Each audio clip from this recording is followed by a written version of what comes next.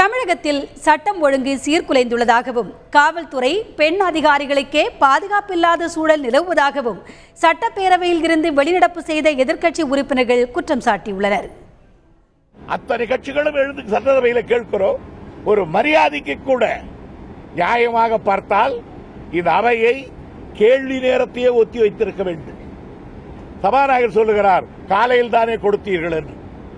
காலையில கொடுத்தால் மட்டுமல்ல, ஒரு பாயிண்ட் ஆஃப் ஆர்டர் கேட்டால் கூட இந்த பிரச்சனையை எடுத்துக்கொண்டு விவாதிக்க வேண்டும். இந்த அடிப்படையை கூட சபாநாயகர் அறிந்திருக்கவில்லையே என்று நான் வெட்கப்படுகிறேன். கோகுல்ராஜ் ஒரு தாழ்த்தப்பட்ட சமூகத்தை சார்ந்தவர். அவருடைய மரணத்தின் முடிச்சுகளே கட்டவிழ்க்கப்படாத சூழ்நிலையில் அதை விசாரணைக்கு செய்து கொண்டிருந்த விஷ்ணுபிரியாவின் மரணமும் அதில் ஒரு தொடர் கொலையாகத்தான் பார்க்க முடிகிறது. இன்றைக்கு ஒத்திவைப்பு தீர்மானம், கவன ஈர்ப்பு தீர்மானம் என்று பல்வேறு தீர்மானங்களை கொடுத்து சபாநாயகரிடம் கேள்வி கேட்ட பொழுது அவர் ஏற்கவில்லை. ஒரு டிஎஸ்பிக்கே பாதுகாப்பற்ற சூழலை இருந்து கொண்டிருக்கக்கூடிய சூழலில் இது அவசர முக்கியத்துவம் வாய்ந்திருக்கக்கூடிய பிரச்சனையை விவாதிக்க வேண்டும் என்று கேட்டு அனுமதி மறுக்கப்பட்ட காரணத்தினால் இந்திய கம்யூனிஸ்ட் கட்சியின் சார்பாக எங்களுடைய அதிருப்தியை வெளிப்படுத்தி வெளிநடப்பு செய்தோம்.